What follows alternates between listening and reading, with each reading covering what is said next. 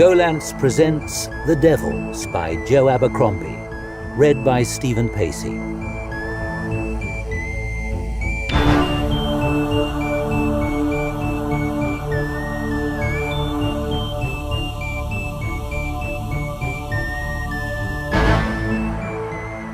Part 1. Worst Princess Ever.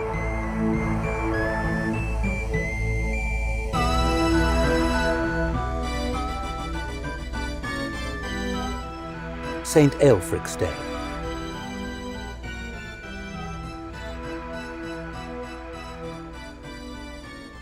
It was the 15th of Loyalty, and Brother Diaz was late for his audience with Her Holiness the Pope. "God damn it!"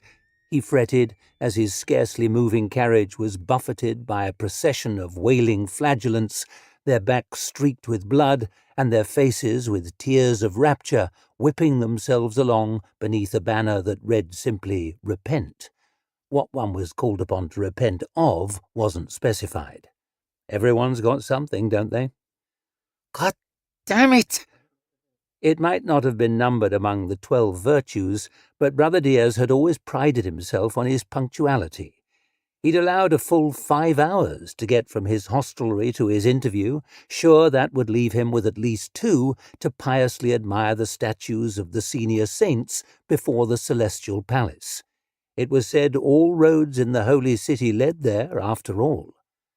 Only now it seemed all roads in the holy city led around and around in chilly circles, crawling with an unimaginable density of pilgrims, prostitutes, dreamers, schemers, relic buyers, indulgence dealers, miracle seekers, preachers and fanatics, tricksters and swindlers, prostitutes, thieves, merchants and moneylenders, soldiers and thugs, an astonishing quantity of livestock on the hoof, cripples, prostitutes, crippled prostitutes. Had he mentioned the prostitutes? They outnumbered the priests some 20 to 1. Their glaring presence at the blessed heart of the church, screeching smoking come-ons and displaying goose-fleshed extremities to the uncaring cold, was shocking, of course, disgraceful, undoubtedly, but also stirred desires Brother Diaz had hoped long buried. He was obliged to adjust his habit and turn his eyes heavenwards, or at any rate towards the jolting ceiling of his carriage. That sort of thing was what had got him in trouble in the first place.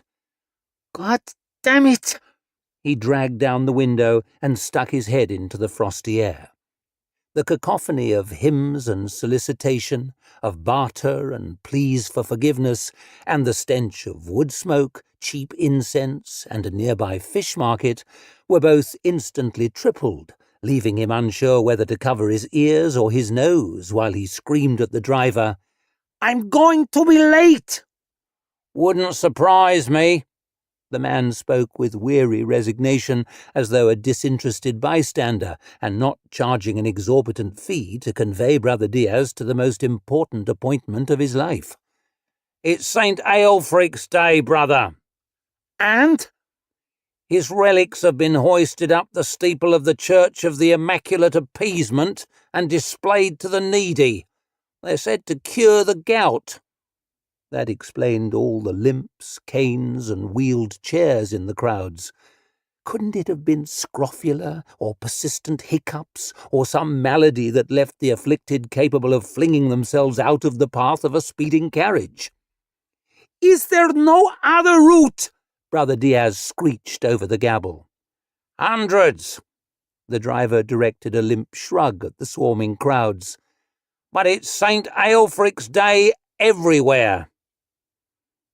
The bells for midday prayers were starting to echo over the city, beginning with a desultory dingle or two from the roadside shrines, mounting to a discordant clangour as each chapel, church, and cathedral added its own frantic peals, jockeying to hook the pilgrims through their doors, onto their pews, and up to their collection plates. The carriage lurched on, flooding Brother Diaz with relief, then immediately lurched to a halt, plunging him into despair. Not far away, 2 ragged priests from competing beggar orders had been cranked up in telescopic pulpits, swaying perilously above the crowd with a groaning of tortured machinery, spraying spit as they argued viciously over the exact meaning of the Saviour's exhortation to civility. "God damn it!" All that work undermining his brothers at the monastery, all that trouble preventing the abbot's mistresses from finding out about each other, all his bragging about being summoned to the holy city, singled out as special, marked for a great future. And this was where his ambitions would die, buried in a carriage stalled in human mire, in a narrow square named after a saint no one had heard of, cold as an ice-house, busy as a slaughterhouse, and squalid as a shithouse, between a painted enclosure crammed with licensed beggars and a lindenwood platform for public punishments, on which a set of children were burning elves in straw-stuffed effigy. Brother Diaz watched them beating the pointy-eared, pointy-toothed dummies, sending up showers of sparks, while onlookers indulgently applauded.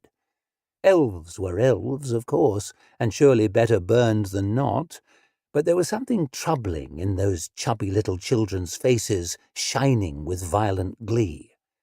Theology had never really been his strong suit, but he was reasonably sure the Saviour had talked a lot about mercy. Thrift most definitely was numbered among the 12 virtues. Brother Diaz always reminded himself of that as he gave the beggars outside the monastery gates a wide berth.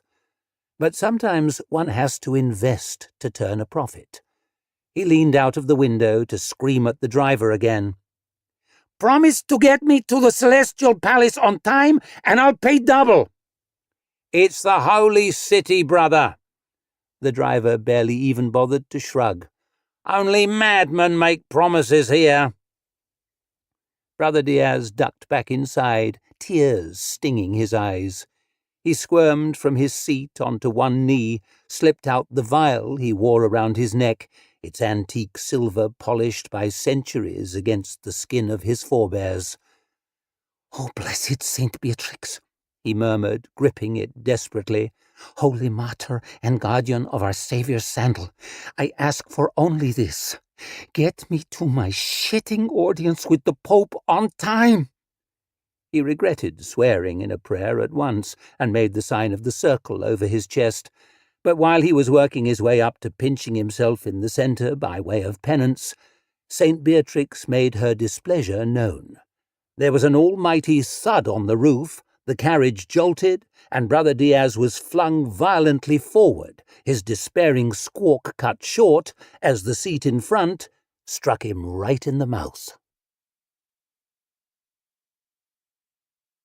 How it goes. Alex nailed the jump from window to carriage roof, rolled smooth as butter, and came up sweet as honey, but botched the much easier jump from carriage roof to ground, twisted her ankle, blundered off balance through the crowd, bounced mouth first from the dung-crusted flank of a donkey, and went sprawling in the gutter. The donkey was quite put out, and its owner even more so.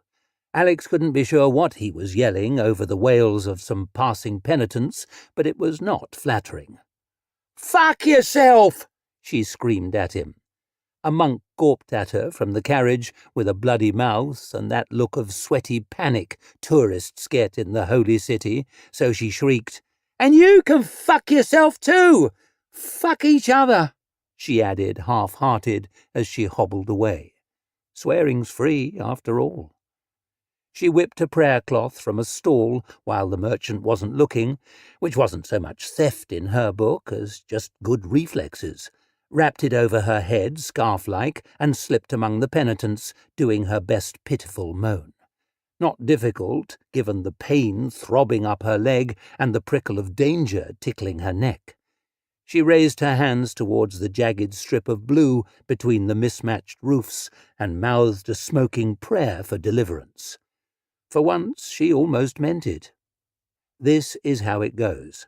Start the evening looking for fun, end the morning begging forgiveness. God, she felt sick. stomach churning, burning up her sore throat, and there was the rumour of trouble at her arse end too. Maybe last night's bad meat, or this morning's bad prospects. Maybe the money she'd lost, or the money she owed. Maybe a little dung on the lip still. Then the unholy stench of the pilgrims, forbidden from washing on their long treks to the holy city, wasn't helping anyone. She twitched a corner of the prayer cloth over her mouth and stole a glance backwards, peering through the thicket of arms raised to heaven. "There she is!"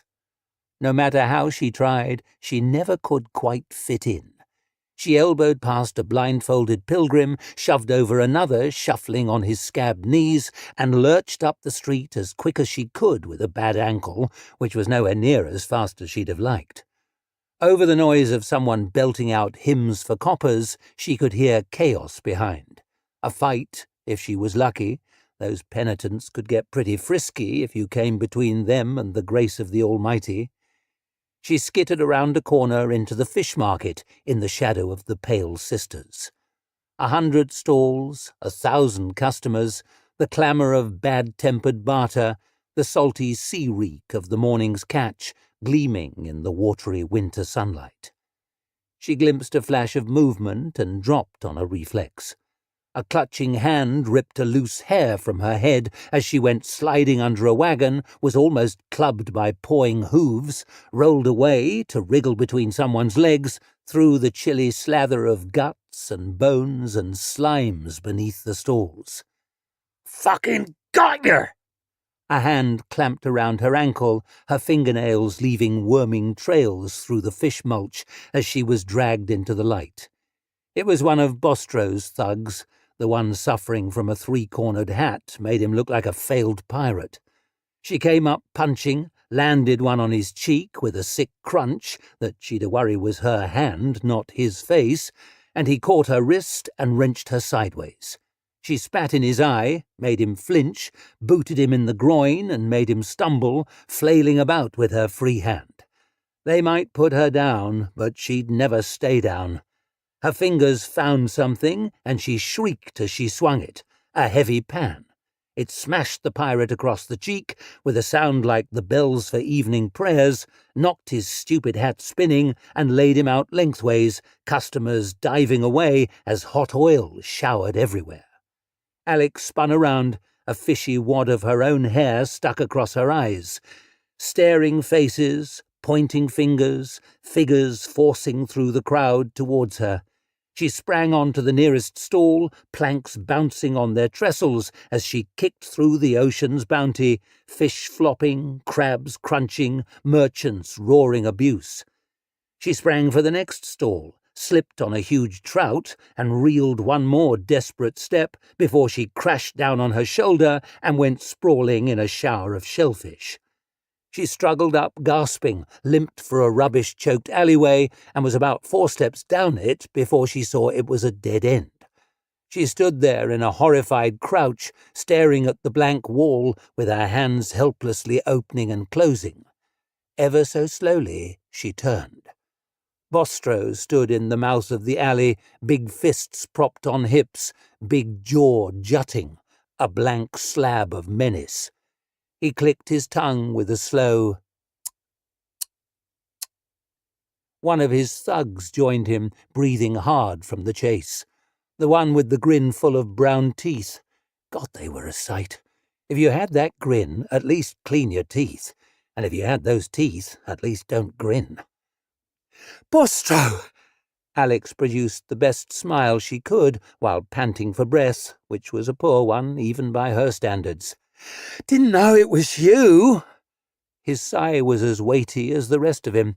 He'd been collecting for Papa Collini for years and must have heard every trick, lie, excuse and sob story you could imagine, and no doubt quite a few you couldn't. This one didn't impress him. "Time's up, Alex," he said. "Papa wants his money." "Fair enough." She held out her bulging purse. "Here's the whole sum." She tossed it to him, then made a dash for it, but they were ready. Bostro caught the purse, while his shit-toothed friend caught Alex by the arm, swung her around, and flung her against the wall so her head smacked the bricks and she went rolling in the rubbish. Bostro opened the purse and eyed the contents. "Here's a shock." He dangled it upside down and dirt showered out. "Your purse is as full of shit as you are." The aspiring pirate had joined the party with a pink pan mark down his face. "Watch it," he grunted, knocking a dent from his fish-smeared hat. "She's vicious when cornered, like a starving weasel." She'd been called worse. "Now look," she croaked as she clambered up, wondering if they'd broken her shoulder, then when she tried clutching at it, wondering if she'd broken her hand. "I'll get him the money. I can get him the money." "How?" asked Bostro. She pulled the rag from her pocket and unfolded it with suitable reverence. "Behold the finger bones of St. Lucius." The one with the hat slapped them out of her hand. "We know dog feet when we see 'em, you swindling bitch." Which was quite upsetting after all the work she'd put into filing the claws down. "Now look," she said, backing away with her battered, throbbing, fishy hands up, but fast running out of alley. "I just need a bit more time." "Papa gave you more time," said Bostro, herding her backwards. "It ran out." "It's not even my debt," she whined, which was true, but entirely beside the point. "Papa warned you not to take it on, didn't he? But you took it on." Which was also true and very much on the point. "I'm good for it." Her voice was getting higher and higher. "You can trust me." "You're not, and I can't, and we both know it." "I'll go to a friend." "You don't have any." "I'll find a way. I always find a way." "You haven't found a way. That's why we're here. Hold her." She landed a punch on Shitty Teeth with her good hand, but he barely noticed. He caught her arm, and the pirate caught the other, and she kicked and twisted and wailed for help like a mugged nun. They might put her down, but she'd never stay. Bostro thumped her in the stomach. It made a thud like a stable boy dropping a damp saddle, and the fight fell straight out of her. Her eyes went wet, and her knees went floppy, and all she could do was hang there and make a great long vomity wheeze, and think actually it might be best if she stayed down after all. There really is nothing romantic about a punch in the gut from someone twice your size, especially when the best you've got to look forward to is another. Bostro caught her around the throat with one great fist and cut her wheeze off to a slippery gurgle. Then he took his pincers out. Iron pincers, polished from lots of use. He didn't look happy about it, but he still did it. "Which'll it be?" he grunted. "Teeth or fingers?" "Now look," she slobbered, near swallowing her tongue. How long had she been playing for time? A week or two more? An hour or two more? She was down to playing for moments. "Now look." "Pick," snarled Bostro, his pincers getting so close to Alex's face she went cross-eyed staring at them. "Or you know it's both." "One moment!" The voice rang out, sharp and commanding, and everyone looked around at once. Bostro, the thugs, and Alex too, far as she could, while half-throttled. A tall, handsome man stood in the mouth of the alley. In her line of work, you learn to tell how rich someone is at a glance, tell who's rich enough to be worth swindling, tell who's too rich to be worth the trouble. This was a very rich one, robe worn around the hems, but good silk, stitched with dragons in golden thread. "I am Duke Michael of Nicaea." He had a trace of an Eastern accent, it was true. A bald fellow with sweat on his forehead hurried up beside him. "And this is my servant, Eusebius." Everyone took stock of this surprising turn-up. The so-called Duke was looking at Alex. He had a kind face, she thought, but then she could put on a very kind face, and she was a thieving bitch, ask anyone. "I understand your name is Alex?" You understand correctly, grunted Bostro. And do you have a birthmark beneath your ear? Bostro shifted his thumb and raised his brows at the piece of neck revealed. She does. By all the saints. Duke Michael closed his eyes and took a very deep breath. When he opened them, it looked like there might be tears there. You're alive. Bostro's grip had loosened enough for Alex to wheeze. For now. She was shocked as anyone, but the winners are those who get over their shock quickest and start working out where the profit is. Gentlemen, announced the Duke, this is none other than Her Highness the Princess Alexia Pyrogenitus, long-lost daughter of the Empress Irene and rightful heir to the serpent throne of Troy. Bostro must have heard every trick, lie, excuse, and sob story you could imagine, but this one lifted even his eyebrows. He squinted at Alex as if someone had told him the turd he'd just watched squeezed from a goat's arse was actually a gold nugget. All she could do was shrug her shoulders very high. She'd been called a scammer, a fleecer, a cheat, a thief, a bitch, a thieving bitch, a ferrety fuck, a lying weasel, and those were only the ones she'd taken as compliments. She'd never, far as she could remember, been called a princess, not even in the least funny jest. Shitty Teeth's face twisted so violently that even shittier teeth came into view towards the back. She's fucking what now? Duke Michael considered Alex hanging there like a cheap rug halfway through its annual beating. I will admit she does not appear terribly princessy, but she is what she is, and we'll all have to live with it. I must therefore insist that you unhand her royal person. Unhand? Asked the would-be pirate. Let go of her. The Duke's pleasant manner peeled back a touch, and Alex caught a glimpse of something flinty underneath. Now. Bostro frowned. Lying weasel owes our boss. The pirate twisted a tooth from his bloody mouth. Ferrety fuck knocked out one of my teeth. Shame.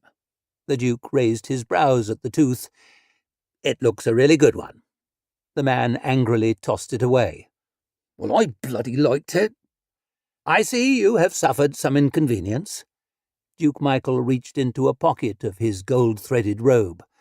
God knows I am well aware how inconvenient princesses can be. So, he held some coins up to the light. Here is something. He put a couple back, then tossed the rest onto the dirty cobbles. For your trouble. Bostro peered down, scarcely more impressed than he had been by the dirt in Alex's purse. Thought she was a fucking princess. When announced by a herald, it is typically without the fucking, but yes. And that's what her life's worth? Oh no, said Duke Michael. His servant sank gracefully to one knee beside him, pulled open his coat, and produced a large sword, its stained sheath chased with shining wire, its battered gold pommel tilted towards his master. The Duke rested one fingertip upon it. That's what your lives are worth. The 13th Virtue. I am... Brother Diaz let fall the hem of his habit, which he'd been obliged to gather up around his knees like a flustered bride arriving late to her wedding, his flapping footfalls echoing from mirror-polished marble as he scurried around the labyrinthine hallways of the Celestial Palace in ever greater extremes of sweaty panic. I am... He'd slipped on a patch of fresh saliva where a party of high-ranking penitents were licking the floor clean and thought he might have done himself a mischief around the groin area. It was all a very long way from the towering dignity with which he dreamed of sweeping through these hallowed halls to finally have his quality acknowledged. God, his head was spinning. Was he fainting? Was he dying? Brother Eduardo Diaz? Asked the immensely tall secretary. The name sounded familiar. I think so. He leaned on the desk with both fists, struggling to control his wheezing and appear worthy of a respectable post in the middle of the church's hierarchy. "And I can only apologize for being late." He managed with a heroic effort to prevent himself from vomiting. "There was a damned gouty crowd out for St. Aelfric's Day, and the driver—" "You are early." "Was no help whatsoever, and I—" "What?" The secretary shrugged. "It's the holy city, Brother Diaz. Every day is at least one saint's day, and everyone is always late. We shift all the appointments to allow for it." Diaz sagged with relief. Sweet St. Beatrix had come through for him after all. He might have dropped to his knees to weep his thanks on the spot, had he not feared he would never rise again. "But never fear."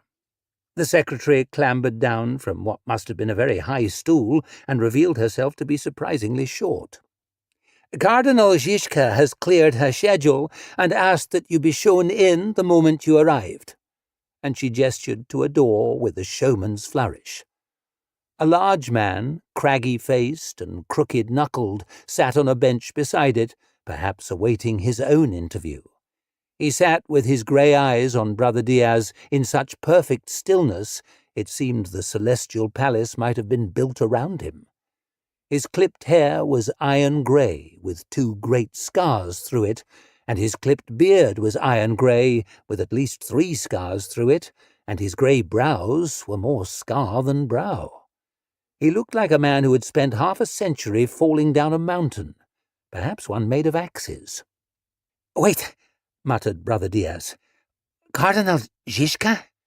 "Indeed." "I understood I was meeting Her Holiness the Pope, to be assigned a benefice—" "No." Could it be that things were starting to look up? Her Holiness might be the heart of the Church, but she assigned 1,000 irrelevant positions, offices, and blessings to a queue of irrelevant priests, monks, and nuns every day, presumably with as little thought as a grape-picker gives each grape. A meeting with Cardinal Zizka, the head of the earthly curia, was another matter entirely. She was undisputed mistress of the sprawling bureaucracy and colossal revenues of the Church. She only took note of the noteworthy, and she had cleared her schedule. "Well then," Brother Diaz wiped sweat from his forehead, dabbed at his fat lip, tugged his skewed habit straight, and began to smile for the first time since he entered the gates of the Holy City. It was starting to look as if sweet St. Beatrix might have positively outdone herself. "By all means, announce me." Considering it represented the very pinnacle of ecclesiastical power, Cardinal Zizka's office was something of a disappointment. A huge space by the standards of a rural monk, but made to feel positively cramped by dizzying piles of paperwork bristling with tassels, markers, and seals deployed on benches to both sides with the precision of rival armies about to do battle. Brother Diaz had expected splendor. Frescoes, velvet and marble, with gilt cherubs crowded into every angle. But the furniture wedged into the strip of floor between those twin cliffs of bureaucracy might best have been described as dull and functional. The back wall was one blank expanse of stone, strangely rippled, as if it had melted, flowed, then set in place, presumably some vestige of the ancient ruins, on top of which the celestial palace was built. The only decoration was a small and rather violent painting of the scourging of St. Barnabas. A first glance at Cardinal Zizka herself was honestly something of a disappointment too. She was a sturdy woman, with a shock of greyish hair, engaged in taking papers from a pile on her left, signing them in a disappointingly untidy hand, then adding them to a pile on her right. She appeared to have slung her golden chain of office over one of the prongs on the back of her chair, the front of her crimson vestment adorned instead with a scattering of crumbs. Had it not been for the red cardinal's hat abandoned upside down on the desk, one could have taken this for the office of some junior clerk, engaged in a junior clerk's humdrum business. Still, as Brother Diaz's mother would have said, that was no excuse to let his own standard slip. "Your Eminence," he intoned, delivering his best formal bow. It was wasted on the cardinal, who did not so much as look up from her scratching quill. "Brother Diaz," she grated out, "how have you been enjoying the holy city?" "A place of," he politely cleared his throat, "remarkable spirituality?" "Oh, without doubt. Where else can one buy a desiccated pizzle of St. Eustace from 3 different stalls within a mile of one another?"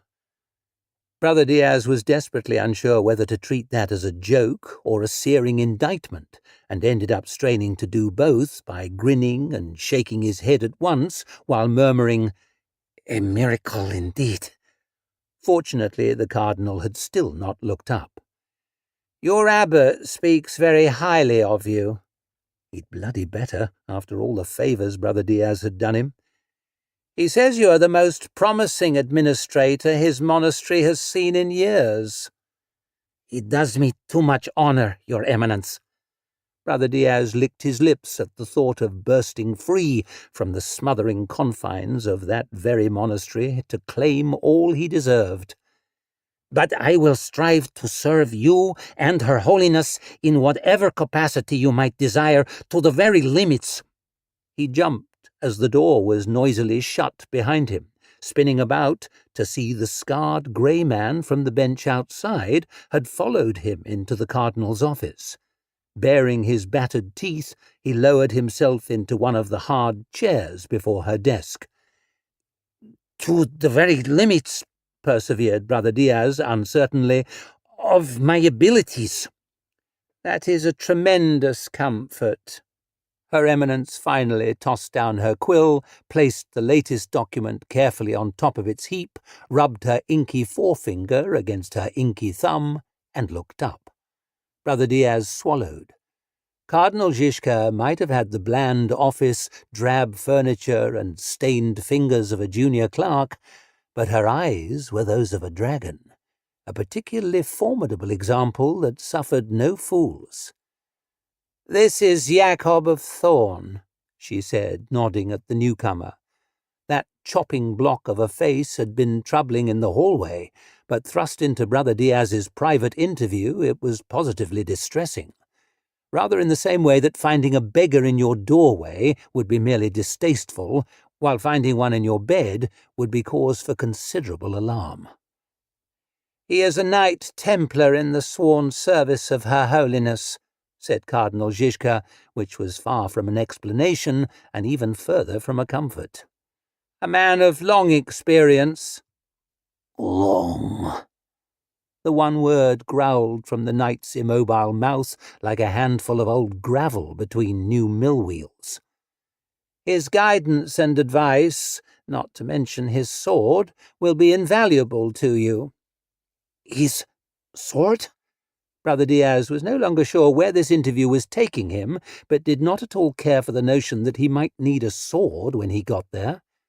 Cardinal Zizka narrowed her eyes slightly. "We live in a world beset by perils," she said.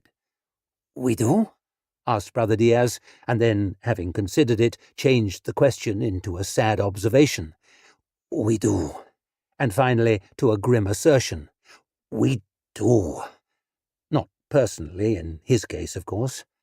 He lived in a small, but actually, now he really thought about it, quite comfortable cell with a view of the sea and a breeze washing through the windows that at this time of year was rich with the scent of juniper. He had a creeping suspicion the scent of juniper was not among the perils to which the cardinal was referring. That suspicion was all too soon confirmed. "The eastern and western churches are in schism."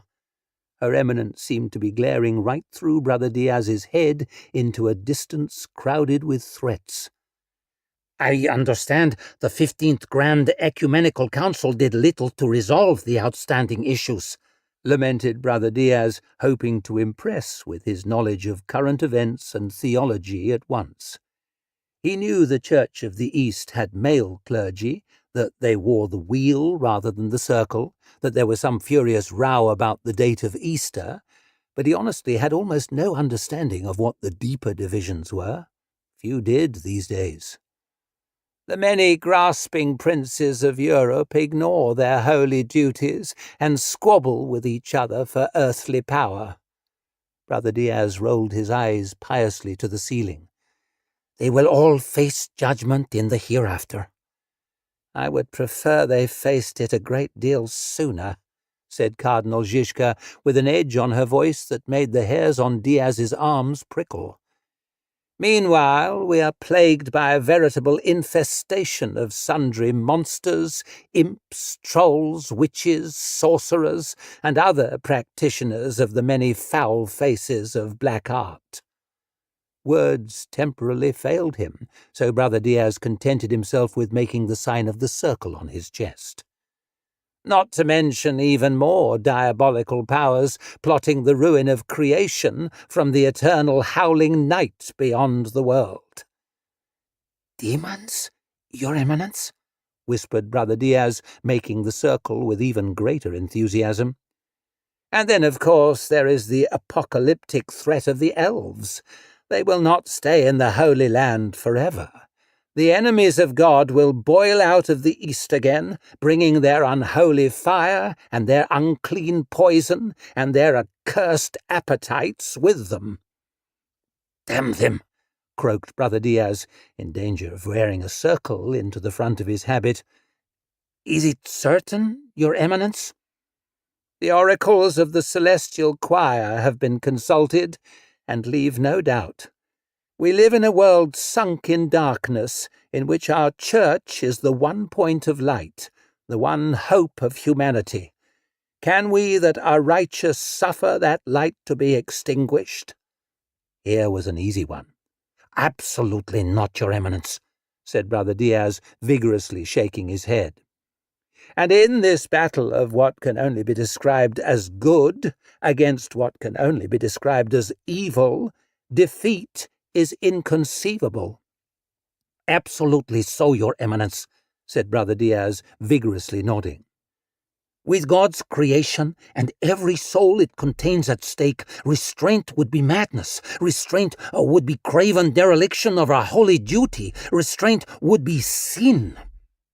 Brother Diaz had a creeping suspicion that he was somehow straying onto wobbly theological ground, like a clumsy bear chasing rabbits onto a half-frozen lake. "Well, a time comes when the stakes are of such enormity that moral objections become themselves immoral." "Do they? I mean, they do? That is, they do. Do they?" Cardinal Zizka smiled, a smile somehow more troubling even than her frown. "Are you familiar with the Chapel of the Holy Expediency?"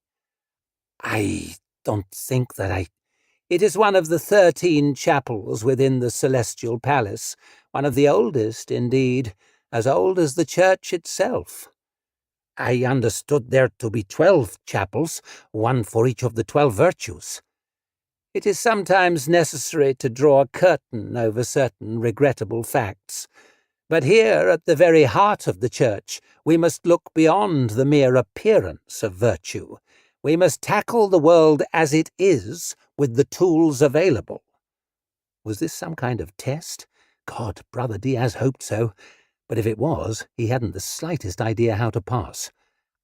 "I am—" "The Church must, of course, remain faithful to the teachings of our Saviour, but there are tasks that must be undertaken and methods used to which the faithful and unimpeachable are not suited."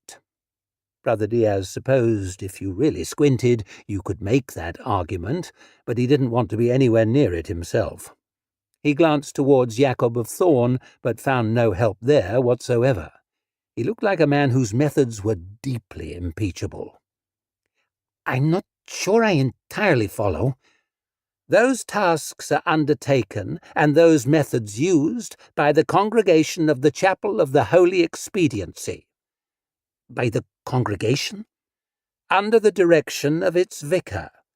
And Zizka raised her brows significantly. Brother Diaz was helpless to prevent his own rising to match. He touched one hesitant fingertip to his chest. Her Holiness has selected you for this honor. Baptiste will introduce you to your charges. Brother Diaz spun about for the second time to find a woman leaning against the wall behind him, arms folded. He couldn't have said whether she'd slipped in silently or been standing there the whole time, and didn't care for either possibility. Her origin was hard to place. One of the many shores of the Mediterranean was his closest guess, and she struck him as being every bit as much trouble as Jacob of Thorn, but of an opposite sort. Her clothing was as flamboyant as his was dowdy, her broad face as expressive as his was stern. She, too, had scars, one across her lips, one beneath the corner of her eye, which made him think of a teardrop, strangely at odds with the amused quirk constantly hovering at the corner of her mouth. She swept off a gold-fringed hat and bowed low enough that her mop of dark curls brushed the tiles, then leaned back with one gold-buckled boot crossed over the other in a display of nonchalance that seemed positively offensive in light of Brother Diaz's own mounting panic. "Is she one of my flock?" he stammered. That quirk became a grin. "Ma," she said. "Baptiste is what one might call, within the unique context of the chapel." Cardinal Zizka paused for a moment, considering her. "A lay minister?" Jacob of Thorn made a strange snort. Had it emerged from any other face, Brother Diaz might have considered it a chuckle. "Living in a nunnery for a few weeks is as close as I ever came to being ordained." Baptiste struggled to wedge her unruly hair back into her hat, leaving several stray curls dangling. "It didn't suit the nuns, but they needed the money." "The nuns?" asked Brother Diaz. "Nuns have to drink, brother, like anyone else. Perhaps a bit more. It's been my honor to assist several former vicars of the chapel, including your predecessor." "Assist? How?" asked Brother Diaz, rather dreading the answer. Baptiste's grin became a smile. Behind the scar across her mouth she had 2 gold teeth, top and bottom. "However was expedient." "You seem perplexed," said Her Eminence. Perplexed was the very least of it. Brother Diaz wasn't sure what he'd got into, still less how, but he was developing a strong sense that he wanted to get out of it, and if he didn't do it soon, it would be too late. "Well, you know, my thing is really mostly bureaucracy." That windowless expanse of stone behind Cardinal Zizka was developing the look of a prison cell. "I reorganized the books in the library at the monastery. That was my big contribution." He wrestled to minimize the very accomplishments he had spent months outrageously inflating. "Accounts, paperwork, bit of negotiation over grazing rights and so forth. Inky fingers." He chuckled, but no one else did, and his laughter died a death almost as painful as that of St. Barnabas in his plain frame on the wall. "So, he waved towards Jacob of Thorn. "Knights and—" he gestured towards Baptiste, then realized he had no idea what to call her and gave up. "And devils in the howling night beyond the world?" "Yes?" asked Cardinal Zizka, with signs of growing impatience. "It all comes across as a little outside my experience." "Did Saint Évariste have experience when at 15 years old she took up her father's spear and led the Third Crusade against the elves?" "But didn't she end up getting a little bit—" Brother Diaz winced. "Eaten alive?" The cardinal's brow wrinkled. We are at war for our very existence against merciless enemies. To win a war, one must sometimes make use of the weapons of one's enemies. To fight fire, one must be prepared to use fire. Brother Diaz's wince grew even more twisted. But wouldn't it follow, Your Eminence, that to fight devils, one must be prepared to use devils? Jacob of Thorn rocked his weight forwards, bared his teeth, and stiffly stood. "You see it," he said. "This is an enormous opportunity for your own advancement, for the advancement of the interests of the Church, but most importantly—" Cardinal Zizka rose, plucking her chain from the back of her chair and slinging it skewed around her shoulders, the jewelled circle swinging back and forth. "To do good." And she jammed her hat on, indicating beyond doubt or hope that the interview was concluded and its outcome irreversible. "Isn't that why we all join the Church?"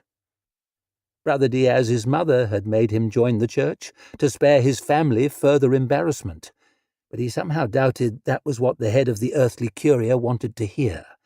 And if there was one thing that was within Brother Diaz's experience, it was telling people what they wanted to hear. "Of course," he said, managing a watery smile. "To do good." Whatever the hell that meant. This much luck. Alex stood by the window, a cool breeze on her cheek and a warm fire at her back, rubbing her bandaged knuckles and looking down on the holy city. Way above it, rather than crushed in its guts, it seemed a different place, a beautiful place even. Gardens and pale palaces on the hilltops with statues of angels on their gables. Grand streets and tall houses on the slopes, dozens of church spires and shrines capped with the circle of the faith, all dissolving into a haphazard maze of slum roofs in the valleys, shining wet from a chilly sleet that just stopped falling. You could see the ruins the city was built on, built around, built out of, towering blocks, shapeless blobs, tumble-down walls heavy with creeper, remnants of a fallen empire poking from the mass like the bones of a giant carcass. The pale sisters stuck up like fingers, two crumbling columns left over from a vast temple, on top of which some canny set of priests had built two rival bell towers, soaring high over the city and clanging away at each other at every prayer time like twin babies screaming for mummy's attention. From up here, you'd never have guessed the strife and struggle going on in their long shadows, where you'd as much chance of feeling a fresh breeze as an elf of feeling heaven. The human rubbish crawling all over each other like ants in an anthill. The lying and hustle and hurt to get one step ahead. Snatches of hymns and hawkers' cries drifted up, feeble on the cold wind, clamour of faith and fury dulled by distance, like none of it was much of her concern any more. A set of nuns had bathed her, scrubbed her, wrapped her in a robe with the faces of saints stitched in silver, fur on the collar so warm against her cheek it made her want to cry. She hardly knew her own face in the mirror, hardly knew her own hands with the dirt scraped from under the bitten-down nails. She doubted she'd ever been this clean before, and wasn't sure she liked it. Kept being ambushed by the feel of her own hair, now they'd cut out the 1,000 tangles and combed it till it shone. They'd left the comb behind, silver with amber in the handle. She kept wondering what gal the purse might have priced it at, and how much more it was really worth. Her hand kept creeping towards it, one finger tapping at the windowsill. Wouldn't have been theft in her book, just picking up what was thrown away. If you don't want your comb stolen, you shouldn't leave it alone with a thief. Knock, knock at the door. and she jerked her hand back, heart suddenly pounding, desperate to slither out the window and down a drainpipe, frantic voice in her head shrieking that she was the mark in some con and would soon enough be suffering for it. But there was a colder, softer voice, too, whispering that she might squeeze more out of this than a nice comb. A lot more. All she had to do was sell a lie. And wasn't she a liar? She'd played so many parts she hardly knew which one was her.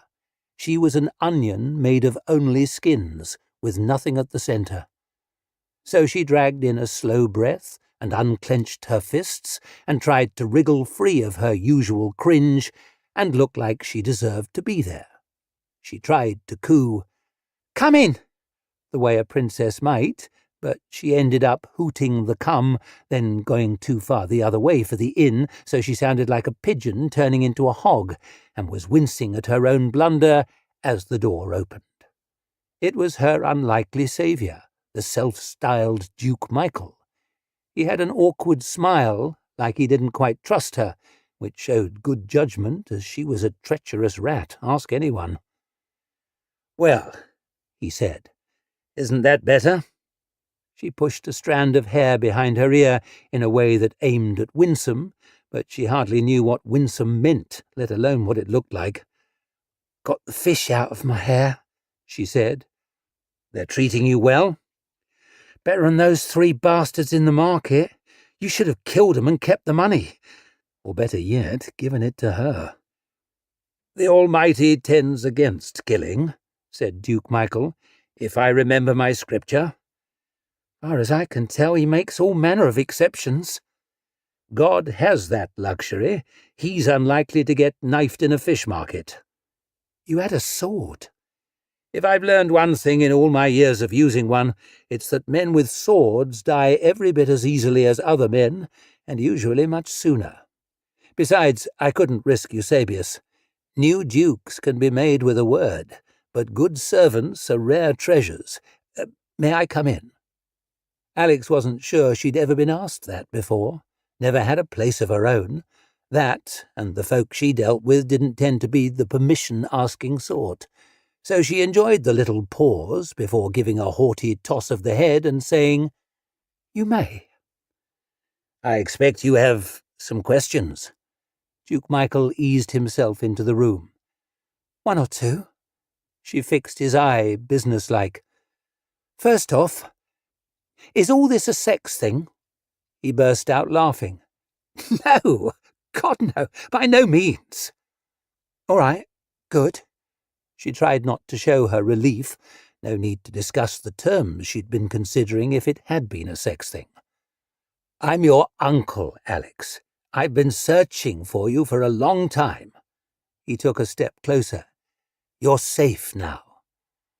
"Safe," she muttered, having to stop herself taking a step away. She was even less sure what to do with safe than she was with "May I come in?" Her rich uncle popped out of nowhere to tell her how special she was. Too good to be true hardly seemed to cover it. "Are you really a duke?" "I am, though without a dukedom for the time being." "Bit careless, losing a dukedom." "It was stolen." He took another step towards her. "Do you know anything about the politics of the Empire of the East?" She could have given him a solid rundown of the politics of the slums, but the Empire of the East had always seemed a long way off. "There may be a few gaps in my schooling." "You've heard of the Empress Theodosia the Blessed?" "Obviously," lied Alex. "She had 3 children, Irene, Eudoxia, and me." "Your mother was an empress?" "Your grandmother was an empress, a great one. When she died, my elder sister Irene should have been crowned, but my younger sister Eudoxia—" He turned his face away, his voice cracking. "Eudoxia murdered her and usurped the throne. There was a civil war." He stared into the fire, shaking his head like it was heavy with regrets. "There was war, and famine and schism between the churches of East and West, and the great fortress city of Troy rotted from the inside. Irene's servants spirited her infant daughter away to the Holy City, to the Pope's protection. But she was lost on the way, killed, I believed, for a long time. He looked up at Alex. Her name was Alexia. And you think that's me? I know it. There is the birthmark on your neck, and the chain you wear, and he pointed to a few links showing inside that fine fur collar. She pulled her gown tight over it. It's not worth anything. You're wrong. Is there, by any chance, half a coin on it? Ever so slowly she pulled it out. The bright half-disc of copper dangled on the end, polished smooth by years against her skin, its zigzag clipped edge glinting. How did you know? He reached into his collar and pulled out a chain of his own, and she stared as she saw, dangling on the end, another half-coin. He came closer to hold his up to hers, and Alex felt all the hairs on her neck stand up as she saw the ragged edges were a perfect match. 1 coin. You were given this the day you left Troy, so there could be no doubt who you were. But I knew the moment I saw you. He smiled, and the awkwardness had faded, and it was so warm and open he almost had her believing. Even with fish in your hair and a fist around your throat, you look just like your mother. Alex swallowed. I don't remember her. She was the best of us, always so brave, so certain. And he took her good hand and her bandaged one and held them in his. Big, strong hands he had, and warm, and once she'd smothered the instinct to wrench herself free, there was something weirdly reassuring about their touch. Look, she grunted, I don't know anything about being a princess. All I want, he said, is for you to be you. Alex very much doubted he'd have said that if he'd known her better. But Gal the Purse always said, don't interrupt the mark when they're making a mistake. And he was frowning down at the floor now, so she let him keep talking. I learned a few weeks ago that my sister Eudoxia is dead, to no one's great sorrow. Some say poison, some say an experiment gone awry, a last act of sorceress hubris. Sorceress? Muttered Alex doubtfully. Whatever the cause, her throne is empty. Michael's eyes flicked back up and met hers. It's time for you to return. Her brows had gone even higher. To a throne? The serpent throne of Troy. At their first meeting, he'd declared her a princess. At their second, he was putting empress on the table. At this rate, she'd be an angel by tea-time and a goddess by nightfall. I can't wait for you to see it, Alex, he said, eyes shining. The pillar, raised by the witch engineers of ancient Carthage, towers over the city, casting the whole harbour into its shadow. At its top, the famous hanging gardens, more beautiful than you can dream of, watered by mountain springs carried down the grand aqueduct. He took her by one shoulder, holding out the other hand as though the view was spread before them. The Basilica of the Angelic Visitation rises over the greenery, crowded with pilgrims come to view the relics of the Grand Crusades. And the palace, too, the Pharos above all, the greatest lighthouse in Europe, at its top, Saint Natalia's flame, shining like a star, guiding the sons and daughters of Troy home. He turned to her, catching her by the other shoulder, holding her at arm's length. Our home, Alex. She blinked up at him. Her every instinct, learned several different hard ways down the years, was to treat everything as a lie, and had there ever been a more laughable set of clangers than this? And yet, here she was, in the celestial palace, warm for the first time in weeks, with a comb worth more than her hands, in a robe worth more than her head. And there was something so damn plausible about this bastard. She was starting to think he might be who he said he was. She was almost starting to think she might be who he said she was. Duke Michael seemed to remember himself and pulled his hands away. "I know this must be a lot to take in. I know it must be frightening. But I will be with you every step along the path." "I never had any family." She hardly knew whether she was telling the truth or playing a part any more. Probably just as well. That's where you find the best lies. "I'm so sorry, Alex, that it took me so long to find you. For many years I gave up hope. Let me put it right. Let me help you now." He had some damp in his eyes, so she reckoned it'd suit her to do the same. She never had to search far for some sad memories. "I can try," she sniffed, and blinked back tears, and put on a shy little smile, and was quite pleased with her performance.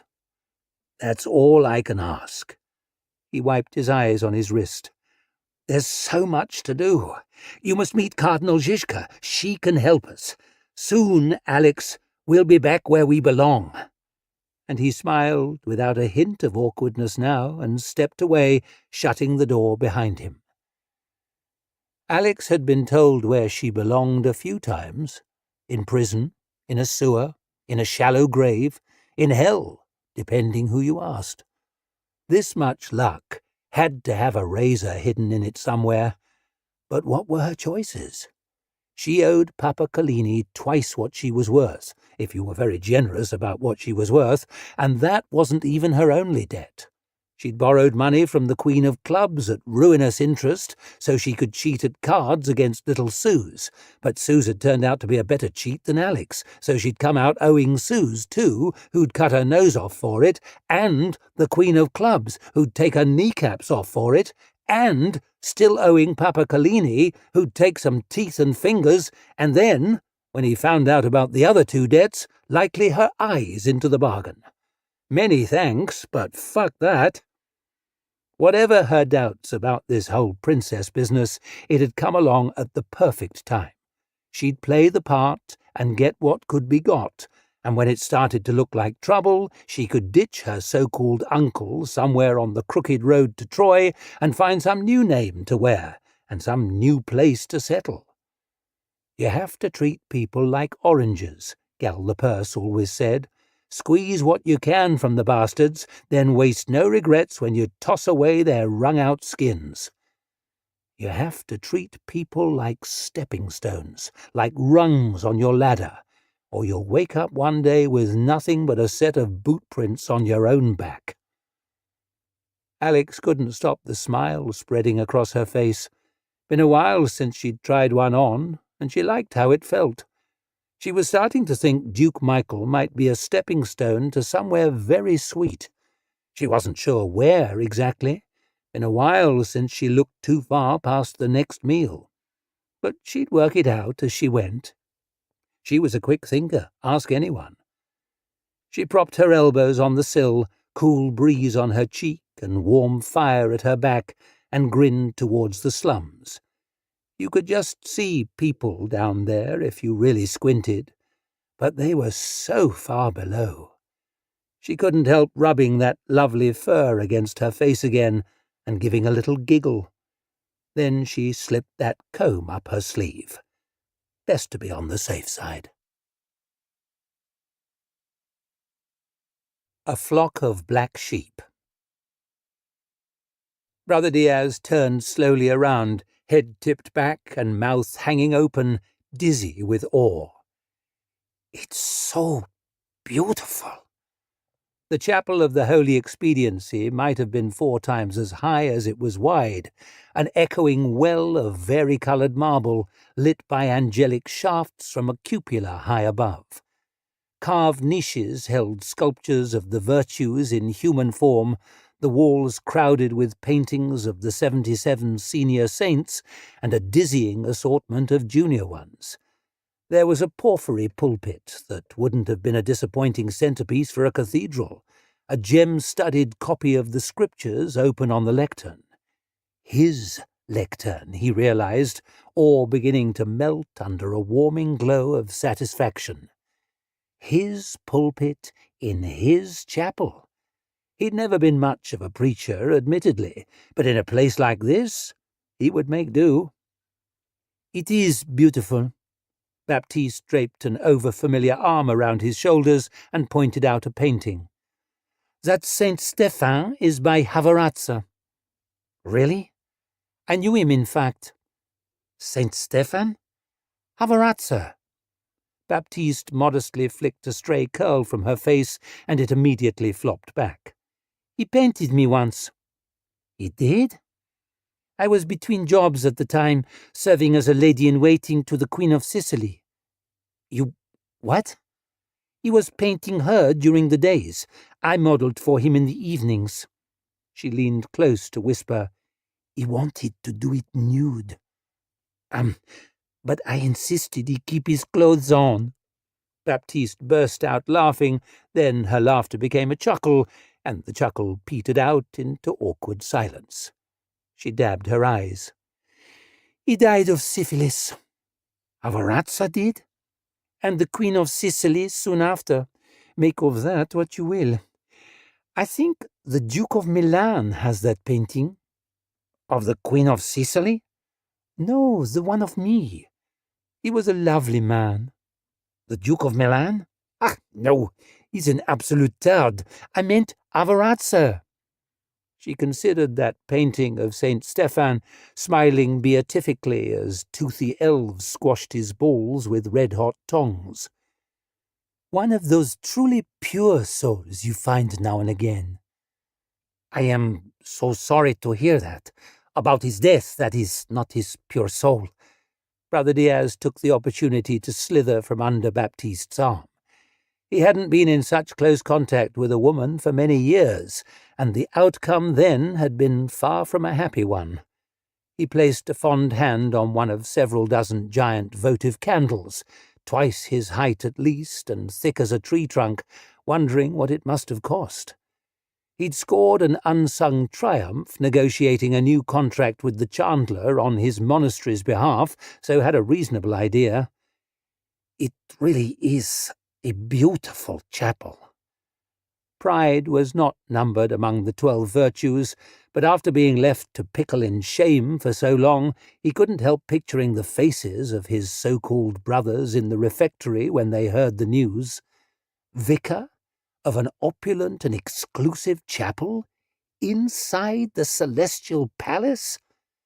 He imagined the monstrous scale of his mother's boasting, the petty achievements of his actual brothers cast aside, the dishes passed first to him before they squabbled over the scraps. The grating voice of Jacob of Thorn cut his daydreams off at the knee. "We won't be spending much time here." "We won't?" The knight had one hand under the lectern, wincing as he searched for something. There was a clunk, a grinding of gears, and the pulpit slid aside to reveal a hidden stairway disappearing downwards. "Your flock are below." Brother Diaz swallowed as he peered into the inky darkness under the chapel, Cardinal Zizka's mention of the howling night beyond creation making the hairs on his neck prickle. "Why below?" "Partly for their protection." "Mostly for everyone else's," said Baptiste, taking up a candelabrum with 3 flickering candles. It was while following her downwards that Brother Diaz noticed all the daggers about her person. One could hardly miss the huge one strapped to her right thigh, and the only slightly smaller one buckled to her left. But now he noticed a curved one in the back of her belt, and the telltale glint of a pommel in the top of one tall boot, and, sweet St. Beatrix, 2 in her other boot. "You have a very great number of knives," he murmured. "I found it's a bad idea to run out." The candles gave her eyes a playful gleam, quite at odds with the subject matter. "How could I stab anyone then?" "Do you stab people often?" I try to keep it to a minimum. Never stick your neck out, that's my motto." She sighed. "But a life well lived will, perforce, feature some regrets."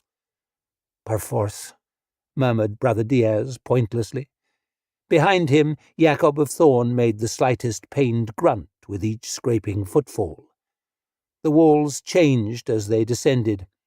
Dressed masonry gave way to the carelessly mortared brick of the foundations, which gave way to that strangely seamless grey stone, like the back wall of Zizka's office, the candlelight throwing odd shadows from its humps and waves. Brother Diaz reached out, brushed it lightly with his fingertips. Very smooth, and very hard, and very cold. "The remains of the ancient city," said Jacob of Thorn. "Not much left above ground," tossed Baptiste over her shoulder, "but there are miles of tunnels below. No one knows how deep they go, all built by the witch engineers of Carthage." Brother Diaz snatched his fingertips away, touched them nervously to the lump in his habit made by the vial of St. Beatrix. He couldn't escape the irrational sensation that he was descending into the guts of a monster. "Ironic, really," Baptiste chuckled. "Long before it was the Holy City, it was, well—" The light from her candelabrum fell on a weighty door studded with iron, apparently scorched by flame and deeply carved with several interlocking circles of runes. "An unholy city?" And Baptiste grinned over her shoulder as she rapped on it with her knuckles. Brother Diaz steeled himself for unknown horrors as locks rattled and the door swung open, but beyond there was only a storeroom containing a fireplace and cookpot, several crates and barrels, shelves holding crockery and cutlery, and a huge bald man with a whale oil lamp.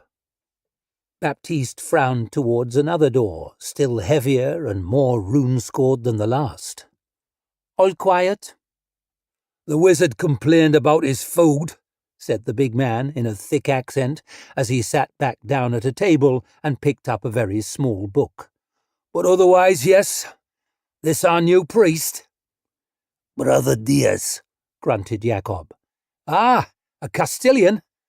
"Leonese," though insisting on the distinction seemed absurd under the circumstances. "Good to meet you. I'm Hob. I look after the devils." Brother Diaz swallowed. "The what?" "Didn't Cardinal Zizka give you the talk?" "She gave him the talk," said Jacob of Thorn. "They're not really devils." Baptiste had gone to a long rack from which dangled at least a dozen bunches of heavy keys. "Not technically." "You have a very great number of keys," murmured Brother Diaz. "Well, brother," replied Baptiste as she plucked down one ring and began to sort through it, "we need a very great number of locks." Hob laughed. "You'll be fine. Just steer back from the bars." "From the what?" muttered Brother Diaz, watching Baptiste tackle one lock after another. "Steer back from the bars, keep on your toes, trust nothing they say, and I'm sure you'll fare better than your predecessor." "What?" "That's the spirit," said Hob, planting one boot on the table and turning his attention to his book. "And don't stick your neck out. Here, Baptiste." "Never." Baptiste finally slid back 2 hefty bolts and shouldered the second door open, a faint breath of cool air issuing from beyond. "He looks after the devils," said Brother Diaz in a kind of whimper. "But he's from England." Jacob of Thorn ushered him over the threshold. "They're all devils there." A hallway stretched off into the gloom, walls and ceiling, a single semicircular vault of that melted-looking rock. The only light came from 3 ominously flickering candles in rusted sconces, falling on a set of archways in the left-hand wall. It might almost have felt like a wine cellar, had it not been for the grills blocking the openings, bars of black iron thick as Brother Diaz's wrist, well secured with yet more heavy locks. He swallowed. "Are these Cells? Ancient ones, by the look of it. What kind of prisoners did the witch engineers of Carthage keep? The righteous? Baptiste shrugged. Or the really unrighteous? Those they hated, said Jacob. Those they feared.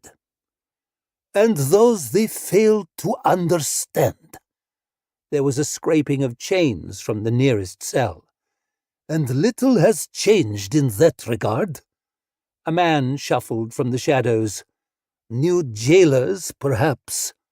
He was an imposing figure, perhaps a patrician of northern Afrique, his black hair and beard shot with grey.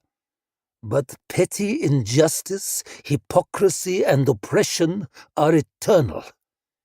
His air of outraged dignity was undermined by two facts impossible to ignore.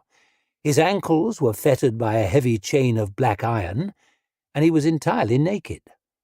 Baptiste leaned casually against the archway. Might I introduce the most recent addition to our little family? His name is Balthazar. She squinted at the ceiling, jingling her keyring on a fingertip. I forget the rest of it. Balthazar Sham-Ivan-Draxi. The man flared his nostrils magnificently. And it is a name that shall resound through history.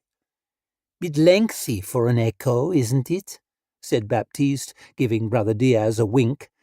These sorcerers and their names. I am a magician, fool. Oh, I'm a dunce, and you're a genius.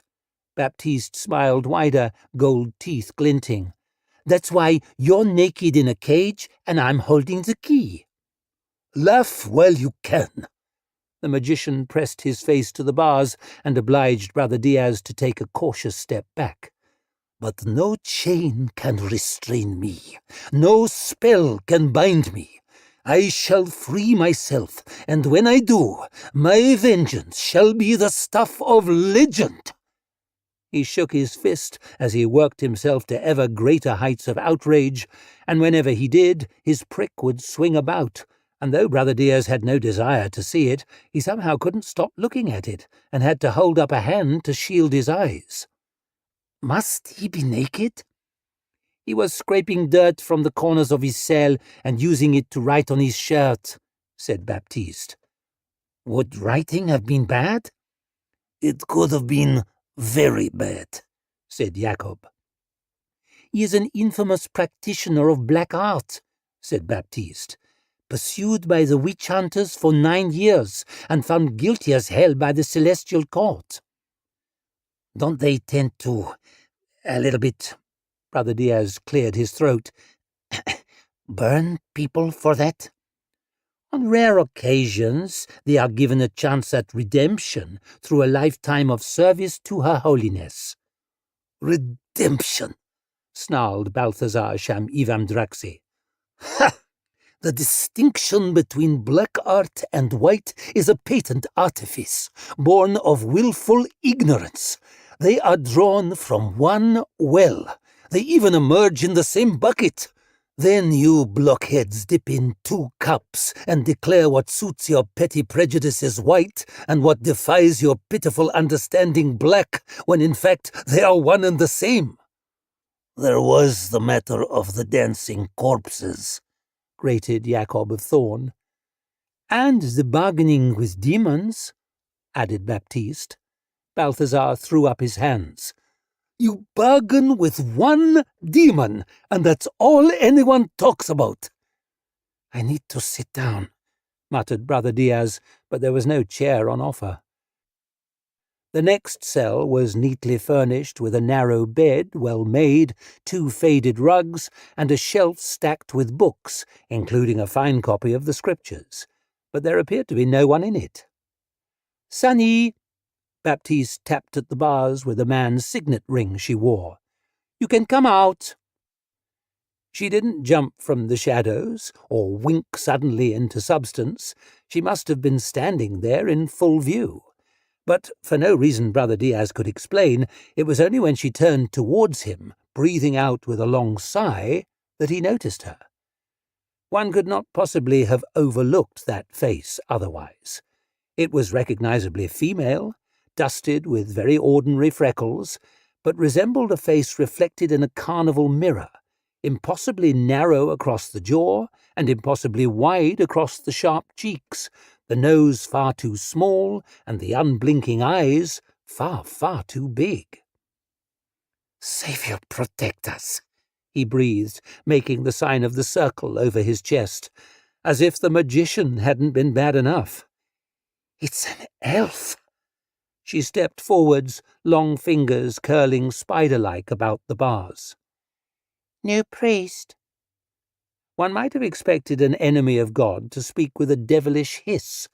The elf's flat, high, normal little voice was quite the anticlimax. "This is Brother Diaz," said Jacob of Thorn. The elf studied him, unblinking as a lizard. "Charmed," she said, and was no longer there. "Why," whispered Brother Diaz, his throat so tight he could hardly make the words, "is there an elf under the celestial palace?" Baptiste waved towards the next set of bars. "For the same reason there's a vampire under the celestial palace." This cell contained the most ancient-looking man Brother Diaz had ever seen. His body was hunched, face a withered mask, neck a flopping wattle, a few floating wisps clinging to his wrinkled pate. But his voice was rich with culture and refinement. "To undertake the labours," he said, "that those upstairs will not contemplate. I am Baron Rickard, and I can only apologize for my wretched decrepitude." He glanced towards the walking stick on which he leaned with one crooked, trembling hand. "I would bow, but with the stiffness in my back, I fear I might never rise." "Pray don't trouble yourself." Brother Diaz had never met a baron, had no notion where he might rank in Europe's labyrinthine aristocracy, but felt the need to be on his very best behaviour. "It is my honour to—" As he stepped towards the bars, Jacob of Thorn held out an arm to stop him. "Best keep your distance. You have no doubt already realized that Jacob can be exceedingly tiresome." The Baron hobbled closer, flashing a smile. He had superb teeth for a man of his age, so pearly white and delicately pointed, Brother Diaz yearned to inspect them more closely. "I cannot tell you how desperately I'm in need of good conversation, not to mention spiritual instruction. Your predecessor was no use whatever in such matters." Jacob of Thorn's grating voice cut in. "Don't get too close to the bars." Brother Diaz was surprised to see that, almost without noticing, he had taken another step towards the cage. "Honestly, Jacob, few people are more keenly aware than you how much blood a healthy young man contains. We all know he can spare a pint or two. Eh, Brother Diaz?" His eye had a playful sparkle, and Diaz could not but chuckle. What a spirited and amusing old gent he was! How proud his mother would be to learn he had a friend of such status.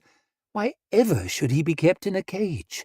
He had half a mind to wrestle the keys from Baptiste and unlock the gate. Jacob's voice was a warning bark. "Step back from the cage." Brother Diaz found, to his amazement, that he had stepped right up to the grill and was on the point of slipping his arm between the bars right beside the Baron's withered face. He snatched it back as if from a blazing fire. Baron Rickard curled his tongue around one pointed tooth and dragged it away with a disappointed sucking.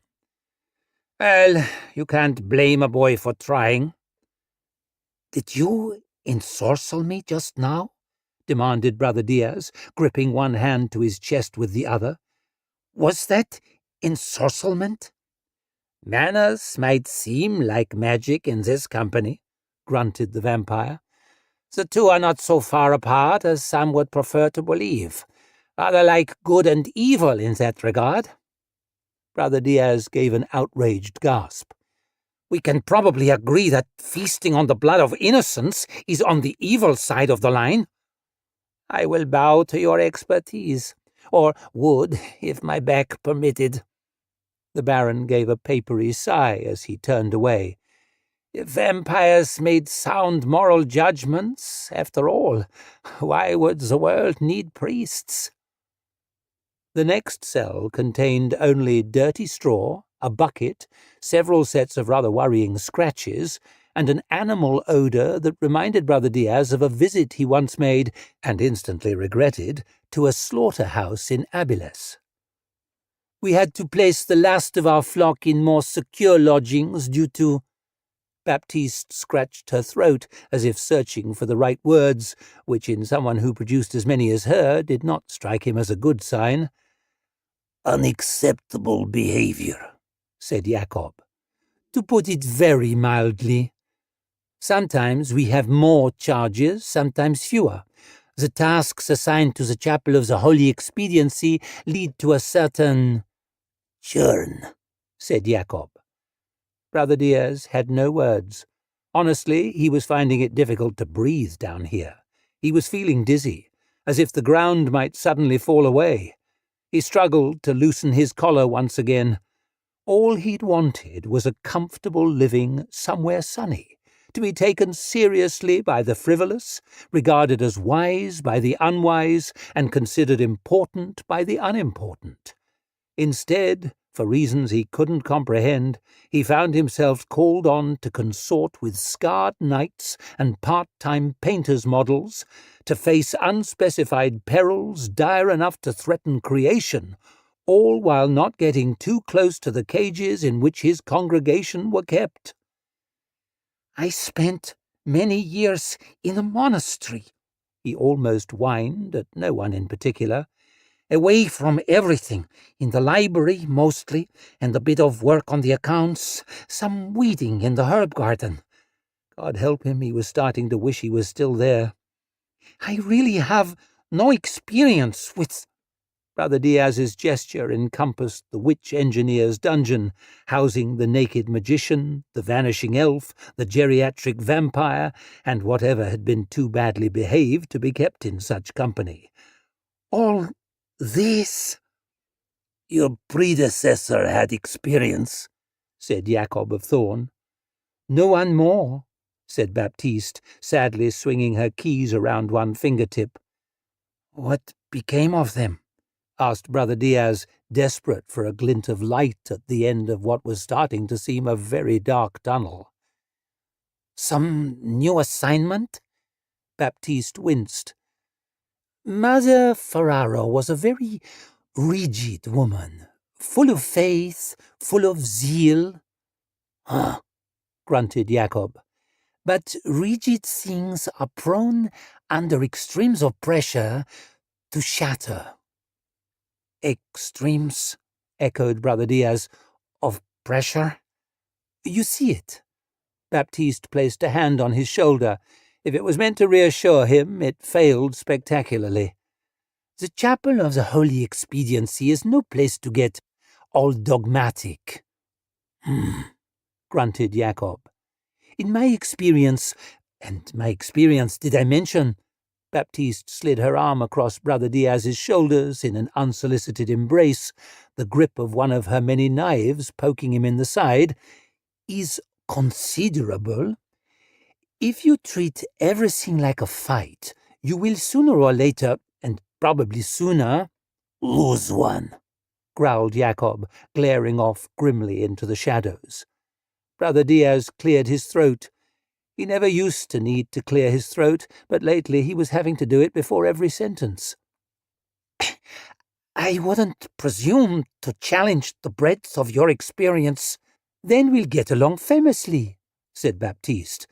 "But you don't seem to have explained what specifically became of my predecessor."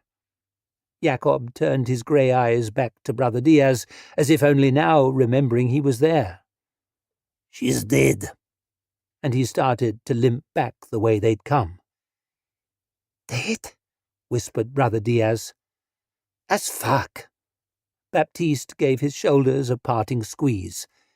"She's dead as fuck."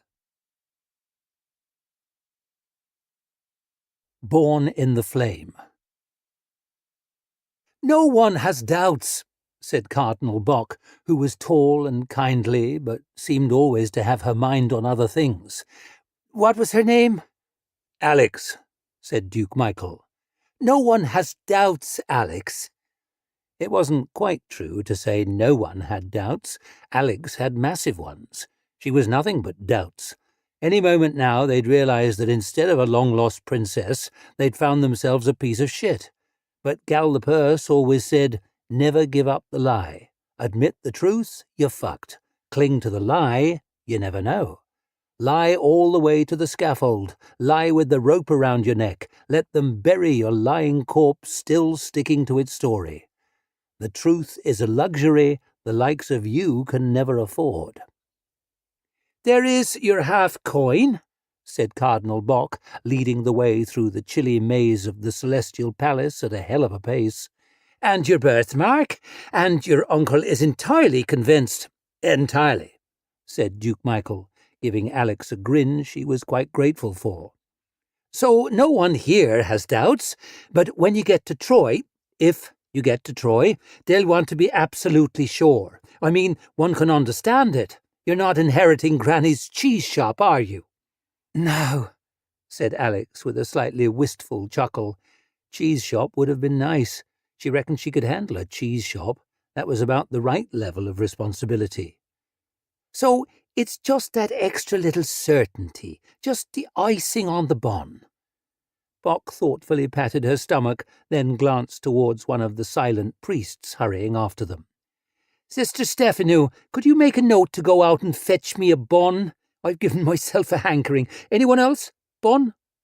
Alex had a policy of never turning down food, but before she could say yes, Cardinal Bock stopped dead before a hefty door flanked by armoured guards. "And here we are." She began to wave her hand around. "Azul says Carger, with this rod, this oil, this will, this word, I sanctify the portal. Drosnox Carger, I shall permit no unclean thought to pass. Amen. Locks, please." Each of the guards turned a wheel, and there was a grinding as toothed bars slid back. Funny to have the mechanism on the outside, like it was made to keep something in. The door opened with a hiss of escaping air, and Bock stepped through. Alex didn't care for magic one bit, whether it was white art, black art, or some grinning liar with a pack of cards. There'd been that mess when she was hired to steal that book off that sorcerer, and it had not turned out well. This felt like a much bigger and more serious business altogether, and her short hairs were all prickling. But when she looked back, Duke Michael was giving her that smile again, so encouraging, like he actually believed in her, the damn fool. And she reckoned he'd be disappointed if she made a run for it. What could she do but go in? Right away she wished she hadn't. The room on the other side was huge, round, domed, all painted white, so bright it was almost painful after the gloom of the corridors. The polished floor was set with a crazy confusion of rings and lines and symbols of polished metal. 9 monks stood evenly spaced against the walls, each holding something in their clasped hands, a candle, a sickle, a bunch of some herb, each face beaded with sweat, each set of lips constantly moving, the heavy air full of the echoing whisper of their ceaseless prayers. Alex jumped as the door crashed shut behind her, bars on the far side grinding back into place. For someone constantly thinking about running for it, it was amazing how she always missed her chance.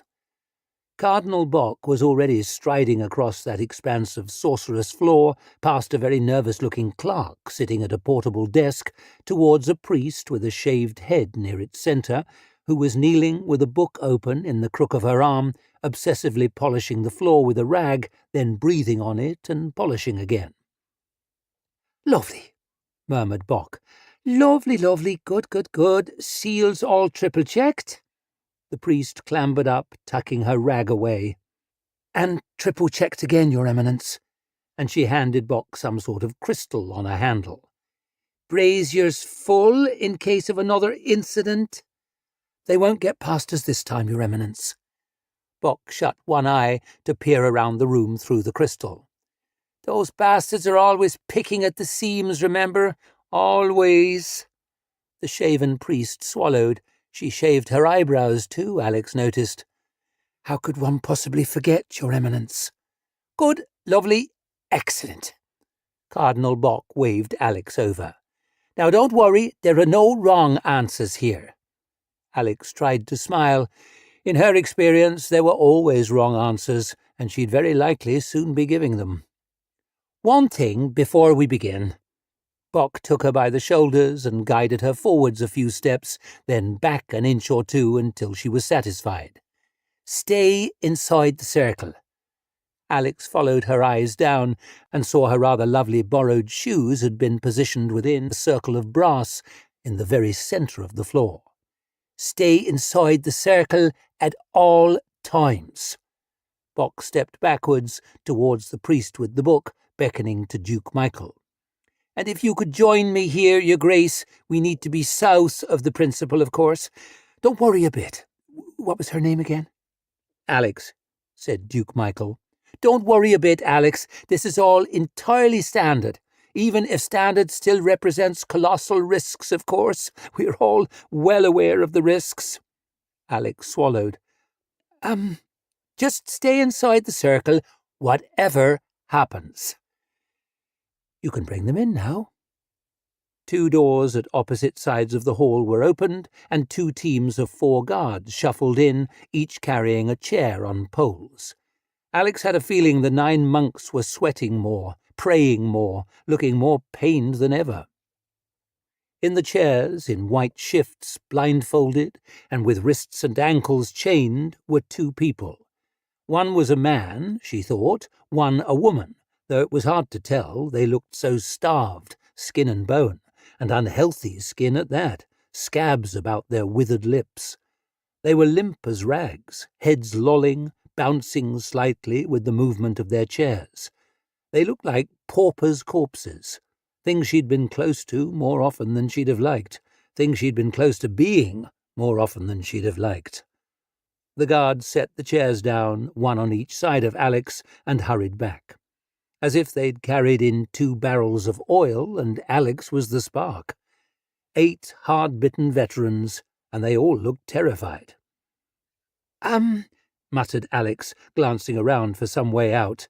But, locks on the outside. Begin, said Bock. Chains rattled as the blindfolded man and woman lurched forwards in their chairs together, clutching Alex's hands. She flinched, almost stepped back, then realized she might step from the circle and stayed where she was. In a ringing voice, the woman spoke. I see the elves. The elves come, wailed the man. They're blind, mad, hungry gods come. God save us! The elves come! Screeched the woman, gripping Alex's hand painfully tight. Hungry, hungry, hungry, laughing. Alex stared wildly at Bock, but the old woman waved it away. Don't worry, they always say that. And that's a good thing? Squeaked Alex. Bock hooked a finger to scratch under her crimson skullcap. Long term, it is definitely a concern, but for the time being... I see a great building. The woman twitched, head flitting this way and that. An ancient building with buildings upon it, with buildings about it, feet in the sea, head in the clouds. I see rivers in the heavens, gardens in the sky. The Pillar of Troy, said Cardinal Bock, with a significant glance towards Duke Michael. Her priest had pulled a stub of pencil from behind her ear and was scribbling furiously in her book. I see an ordeal, whispered the man in a papery wheeze. I see tests and trials. Alex didn't much like the sound of that, but if these withered ghosts had talked about cake, it likely would have come over sinister. A tower, a high tower, the highest tower, and there burns a light to guide the faithful, a false light, a true light, a light reflected. Cardinal Bock stood, eyes narrowed intently, like a miner sifting gravel for gold. A hunt within a hunt, without a crooked path, by land, by sea. I see teeth, said the man. I see teeth, said the woman. Was it getting hotter? Alex was sweating. I see a monk and a knight and a painted wolf. I see death and no death. I see blood. I see a circle. I see a wheel. I see flame, barked the woman, making Alex jump. I see fire. I see fire. I see cleansing fire. I see fire at her end. I see fire at her beginning, said the man softly, hard to hear over the prayers, whispered louder and louder. Fire at her beginning. Bock and Duke Michael exchanged another glance. Born in the flame. Pyrogenitus. And Duke Michael began to smile. The elves! Wailed the man, gripping Alex even tighter. God, his hands were burning. She had to bite her lip. His blindfold was smoking, 2 charred brown spots spreading over his eyes. The elves come! Enough! Snapped Bock, and the oracle's fingers went limp at once and dropped away, and their faces went slack, and their heads rolled back, and they were 2 starved corpses again. The initiates hurried forwards with buckets to throw water across the floor, and where it hit metal it went up in hissing steam. The shaven priest checked something that looked like a compass and made another note in her book, then puffed out her cheeks with relief and gave Bock a nod. Good, good. Her Eminence peered thoughtfully up at the distant ceiling. Great. So, on this day, the 21st of loyalty, the clerk's pen began to scrape on paper.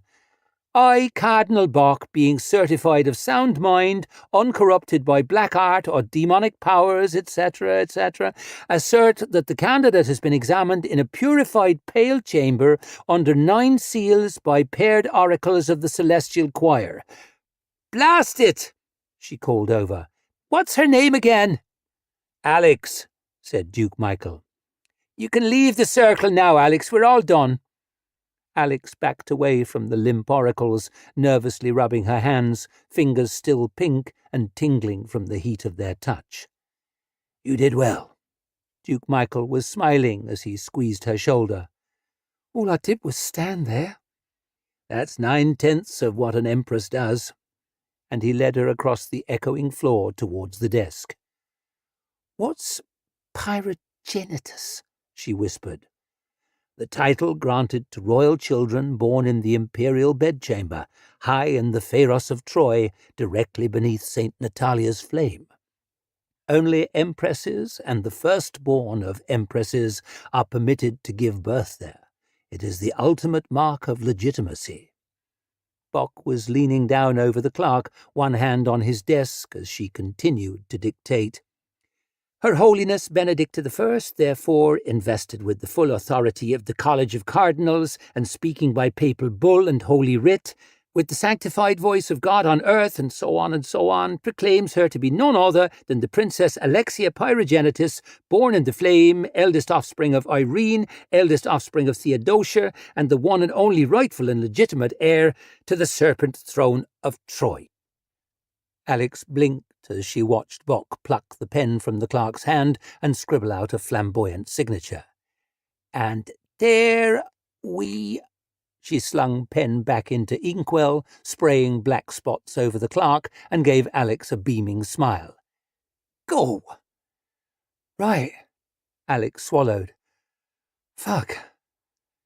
They will eat us all, whispered one of the oracles as she was carried past, tears leaking through her singed blindfold and trickling down her hollowed cheeks. Alex kept her face near her plate and her fork moving between the two fast as she could. She'd have loved to use her fingers, as stuff kept falling off the cutlery, but as long as she was getting something down her gullet, she called it a win. Duke Michael watched, slightly pained, from the opposite side of the table. Likely this was no one's idea of eating like a princess, but once you know what proper starving feels like, when someone offers food, you eat all you can, quick as you can, in case they change their minds. The elves will rise again, Cardinal Zizka was saying from the big chair at the head. That is the terrible inevitability we must all face. Against that implacable, insatiable, unholy enemy, Europe must stand together or forever fall into darkness. grunted Alex around her latest mouthful. She'd no doubt the elves were real bastards. Who wasn't? But they seemed a long way off. Hadn't been their pliers in her face the other day, had it? All I want, all Her Holiness wants, is to close the great schism, heal the great wound, and bring the Empire of the East back into the loving embrace of her Mother Church. Schism and church and blah, blah, blah. Alex couldn't have given a smaller shit about all that if she'd gone at a turd with tweezers, but she knew better than to say so. She could tell this Zhizhka was high up from the big dark furniture in her dining room, polished by centuries of holy arses, from the great paintings of martyrs piously suffering on the high walls, from the plate and the cutlery and the candlesticks and the candles in 'em. Gal the purse would likely have pissed her pants at the sight of it all. Then there was the gold chain with the jewelled circle she'd so carelessly slung over the back of her chair. You have to be rich to have a thing like that, but to be careless with it? That meant power. Alex wouldn't have minded sleeving a couple of pieces, wouldn't have been thieving at all in her book, just a noble effort at redistribution. But sadly, the dress they'd belted her into was cut more for sitting still and smiling than redistribution, and had tight sleeves. Might be she'd spot a chance to palm a spoon or two when dessert arrived.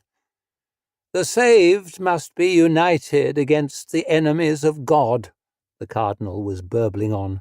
Beneath the banner of the Saviour, beneath the banner of the Pope, ready to march all one way when the heavenly trumpets herald a new crusade, so we may drive the elves back into the abyss from whence they came. She glared over, making Alex pause with her fork halfway to her mouth, one long drip of gravy spattered on her plate. The Cardinal had this way of looking at Alex that was making her worry this might be a sex thing after all. Priests might not be allowed to fuck, but that only seemed to encourage some of them. A servant kept drifting in from behind and pouring more wine, and Alex had the same policy on drinkers' food, so she'd sunk a few glasses. Now the room was a bit spinny, and her ears were all hot, and her nose had a dewy sweat on it she kept having to wipe on the back of her sleeve. "Happy to help," she muttered around her latest half-chewed mouthful. Much better to agree with powerful folk, then weasel out later, than to risk vexing 'em up front. "With the Crusades and all." The Cardinal raised one brow. "Your commitment to the cause of the Church will be rewarded in this world and the next." Alex coughed as she tried to swallow too much in one go and had to thump her breastbone, then slurp some wine to wash it down. "You can hold off on the heavenly rewards," she said, grinning. "If I can cash in on the earthly ones now, eh? Eh?" No one laughed. Oh God, she was drunk. She thought the answer might be to drink more, and drained her glass. "We should set out for Troy as soon as possible," Duke Michael was saying. "My dear friend Lady Severa stayed in the city after the Civil War. She served as warden of Eudoxia's chamber." He held up a folded little sheet of paper. "She's risked everything to keep me informed ever since." And he did what Alex had been afraid of, which was to hand the paper to her. "Lady Severa," she muttered. "Very good, very good." She shook the paper open and frowned at the writing the way she'd seen priests frown at the writing in holy books. It all looked very neat and careful, but meant about as much to her as the patterns the pigeon shit made on her windowsill. "Mm-hmm." Duke Michael looked slightly pained as he leaned close, took the letter from her hand, and turned it the other way up so he could read it. "She tells me Eudoxia's sons are moving to cement their positions. If it wasn't for their own bitter rivalries, one of them might already—" "What?" Alex stopped waiting for the last drops of wine to trickle into her mouth and lowered her glass. "I've got cousins?" "Eudoxia's sons, my nephews, 4 dukes, and each a bigger bastard than the last. Marcian, Constans, Sabas, and Arcadius." He bit the names off with narrowed eyes, the way a preacher might have listed the deadly sins. Don't they want the throne? They will stop at nothing to get it, said Cardinal Zhizka. Alex sucked half-chewed food from her teeth. Wasn't tasting so fine as it had. They're dangerous. Powerful men in the Empire of the East, said Duke Michael, men who delighted in inflicting Eudoxia's reign of terror on the people. Men with land and money and influence. The cardinal forked a piece of meat with deadly precision. Men with soldiers, spies, and assassins at their command. Men with no care for their immortal souls. Men who will not balk, if the rumours are to be believed, at employing forbidden magic, trafficking with devils, and worse. Worse, muttered Alex. Duke Michael was looking uncomfortable, as well he might. He'd said nothing about cousins till now, let alone forbidden magic. My sister Eudoxia not only murdered your mother and usurped her throne, she was also a sorceress of terrible power. After she won the civil war, she founded a coven in Troy. She and her apprentices performed black art. Cardinal Zhizka scowled down the table. Openly, mark you, offences against God committed within sight of the hallowed ground wherein the heroes of the Grand Crusades are buried. Duke Michael shook his head. Eudoxia was always obsessed with the soul. That sounds, Alex squinted, sort of pious? Zhizka gave a snort of disgust. The soul is that part of himself that God puts into each one of us. To tamper with it is the worst heresy. How do you tamper with a soul? Muttered Alex, definitely not wanting the answer. She conducted experiments, said Michael. Obscene experiments, said Zhizka. She began to combine man and beast. Like a dog's head on a man's body? Alex was about to laugh, then saw Zhizka and Duke Michael exchange a glance to kill all humour dead. Wait, like a dog's head on a man's body? People are given souls, said Duke Michael. Beasts are not.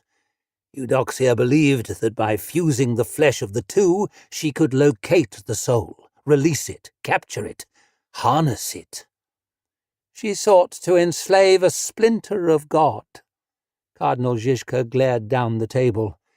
In 15 years as head of the earthly curia, it is the most depraved sacrilege I have heard. Oh, croaked Alex.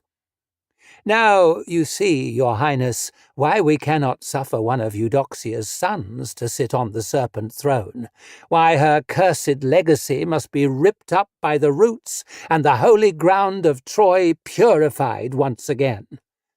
She watched Alex while she chewed, looking like a woman who never bit off more than she could swallow. It is such a brave thing you are doing, your highness, a noble, a righteous, and a brave thing. A breeze seemed to whip through the room, or at any rate Alex got gooseflesh up her arms, tight sleeves or no. No one said I'd need to be brave, she muttered. In an empress, said Duke Michael, I think it goes without saying. But bear in mind you are a step ahead of your cousins, observed Cardinal Zhizka. No one outside the Celestial Palace even suspects Princess Alexia is alive, let alone found. You will approach Troy in secret, under the protection of a hand-picked group. Copies of the papal bull confirming your identity will be sent ahead of you to Lady Severa to be circulated shortly before your arrival. Until then, Eudoxia's cursed brood will be engrossed by their struggles against each other. You will fall on them like a bolt from the heavens. Alex didn't feel much like lightning. What if one of them wins before I get there? No one denies there are risks, said Duke Michael. It is near 1,000 miles to Troy, and we cannot be certain what support you will have when you reach the city. The stakes are huge, and our enemies powerful, and they will move heaven and earth to stop us. Look, I grew up out there. Alex jabbed at the window with her fork, and a pea flew off and stuck to the wall. In the slums. I've done... None of what she'd done seemed quite right for the surroundings. All sorts of stuff, but I don't know a fucking thing about being a princess. I sense you are a quick study, said the Cardinal, unmoved. She struck Alex as a woman not likely to be moved by anything short of an earthquake, and probably not far even then. But these 4 cousins, with all the soldiers and the money and the land, won't I have to fight them, sooner or... I'll fight for you. Duke Michael gave her an encouraging smile that made her want to pee, or maybe that was all the wine. A famed hero taking your part, said Zhizka, and you will enjoy the support of Her Holiness the Pope, and with her... And she rolled her eyes towards the ceiling, painted like a cloudy sky at twilight, hopeful rays breaking through the gloom. The aid of the Saviour, blessed daughter of the Almighty. They may have spies and assassins, your Highness, but you have saints and angels in your corner. In Alex's experience, the Almighty sides with the favourites, and once you're hoping for angels to even the odds, you're proper fucked. But she had a sinking feeling she'd been proper fucked for a while and had only just realised. Duke Michael leaned towards her. And never forget that you have something those 4 usurping dukes never will. What's that? Asked Alex, sounding very small. The right. He thumped the table with his fist. You are the Princess Alexia Pyrogenitus, born in the flame, and through the oracles of the celestial choir, endorsed by God himself. And he hit the table even harder, making the cutlery jump. Would have been a good moment to palm one of those little forks, but Alex hadn't the heart. I've got the right. She was pretty sure the right would fetch nothing on Gal the Purse's table. She'd known there must be broken glass hidden in the cake, but she'd chomped into it even so. She'd been dazzled by the big score, so fixed on reaching for it, she'd tripped over her own feet, tripped over and straight down a mineshaft filled with deadly cousins, heretical sorcery, and stolen souls. She made one more whinging effort. But they've got sorcerers, you said, and folk who are somewhere between man and beast and, devils. They do. Cardinal Zhizka smiled. It was the first time she'd done it, and Alex reckoned, on balance, she'd preferred her frown. But we have devils of our own. The start of a bad joke. Balthazar delivered a weighty sigh, but nobody noticed. His current predicament gave him a great deal to sigh about. The ghastly mattress, the dreadful food, the frigid damp and unspeakable odour of his lodgings, the outrageous denial of clothing, the abominable absence of intelligent conversation, the heart-rending loss of his beautiful, beautiful books.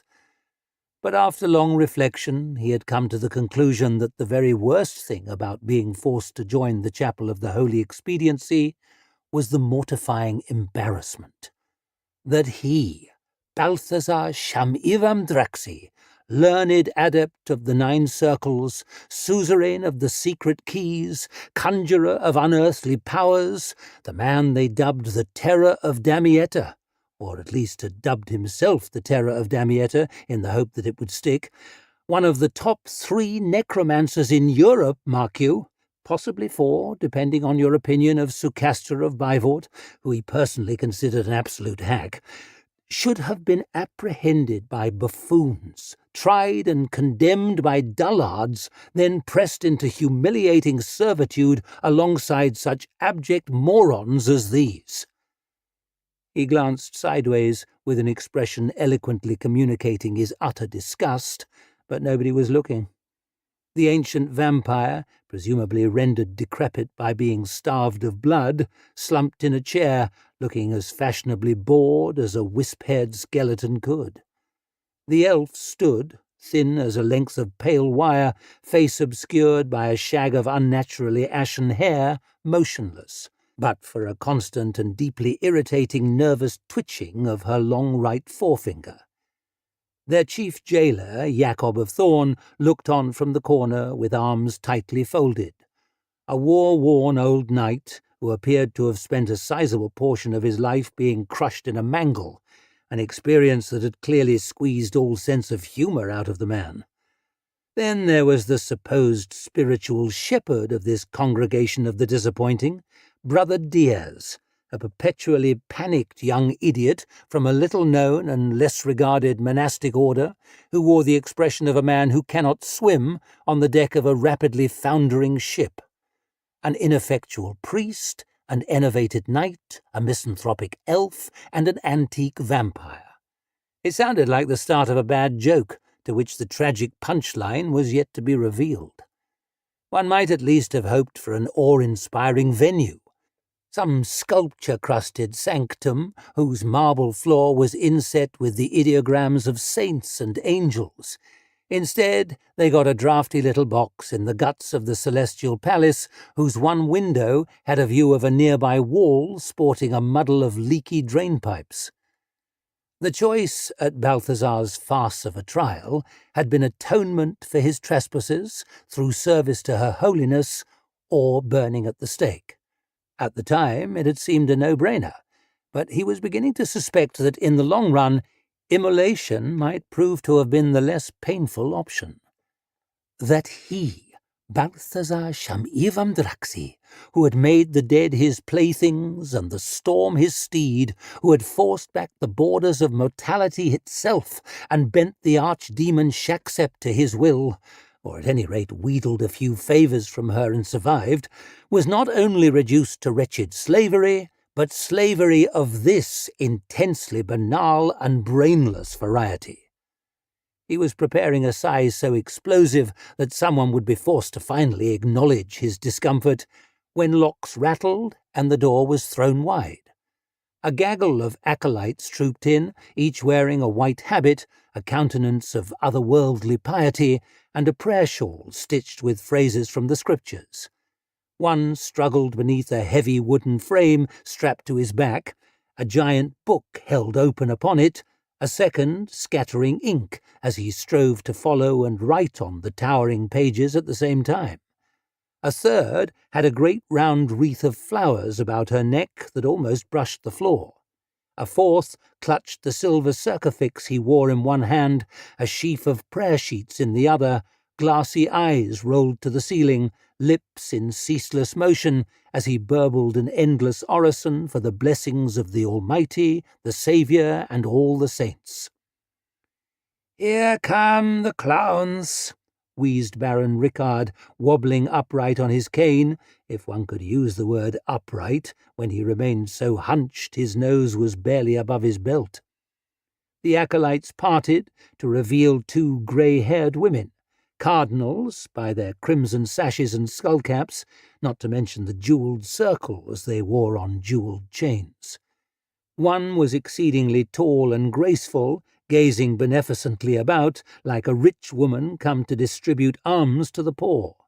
The other tended towards the short and solid, with a wrinkled brow and flinty gaze. These, Balthazar deduced, were none other than Cardinals Zizka and Bock, the opposite poles of the leadership of the Church, heads of the earthly curia and of the celestial choir. At first glance he was less than impressed. "Do you mind?" The two old women were elbowed aside by a 10-year-old girl in simple white, who planted her hands on her hips and surveyed the unwilling congregation with a critical cocked eyebrow. Here she was, then, Benedicta I, the child pope. The election of a new Holy Mother was never without controversy, but this particular choice, being decidedly under parenting age, had caused widespread fury and denunciation.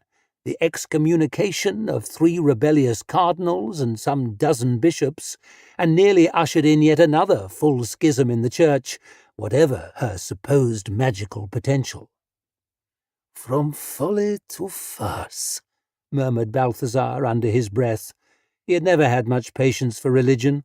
What was it, really, but superstition with money? "Sorry, everyone," sang Her Holiness, not sounding sorry at all. "The Frankish ambassador brought me a bird, and it was so funny-looking. What was it called?" Cardinal Zizka looked almost as humiliated by this pantomime as Balthazar. "A peacock, Your Holiness." "Lovely colours. Have you been waiting?" "No, Your Holiness." Brother Diaz flashed a servile smile and bowed as low as any penitent. "No. "Yes," drawled Baron Rickard, examining his yellowed fingernails. "But what choice do we have?" Her Holiness only smiled the wider. "Well, if you were Pope, people might bring you a peacock, but you're a vampire, so tough." The Baron issued a long sigh. "Out of the mouths of babes." There was a barely audible groan from the corner, and the mumbling acolyte tottered, prayer sheets sliding from his nerveless fingers and flapping across the floor in the draught. He slumped onto his side in a faint, and one of his colleagues instantly took over, clasping her hands and rolling her eyes to the ceiling, smiling lips moving in ceaseless prayer. Balthazar was caught where he spent much of his time, somewhere between contempt and envy. He might know it was all flim-flam, but to believe a lie was as comforting for the believer as to know the truth. For an instant he could not but wonder, is it truly better to be a woebegone cynic than an ecstatic dupe? Bock was fanning the insensible acolyte with a sheaf of the fallen prayer sheets, but one, by chance, had come to rest beside Balthazar's bare foot. It was scrawled with pieties on one side, but he noted with no small measure of excitement that the other was entirely blank. In the confusion, it was a simple matter to slip his foot sideways and cover that scrap of paper. He could not quite keep the triumphant smile from his face as he felt it crackle beneath his soul. He would free himself from this humiliation and extract a vengeance to make the martyrs weep. They would all rue the day they dared cross Balthazar Sham Ivan Draxi. Zizka cleared her throat as the unconscious acolyte was manhandled into the corridor. "Shall we administer the binding, Your Holiness? You have a busy day." "Pfft," snorted Benedict I. "They're all busy days. Being Pope's not half the fun you'd think." "Most things aren't," murmured the elf, which, despite their occupying adjacent... To keep listening to this audiobook, I've left you a link in the description so you can do it, at no cost thanks to Audible's 30-day free trial.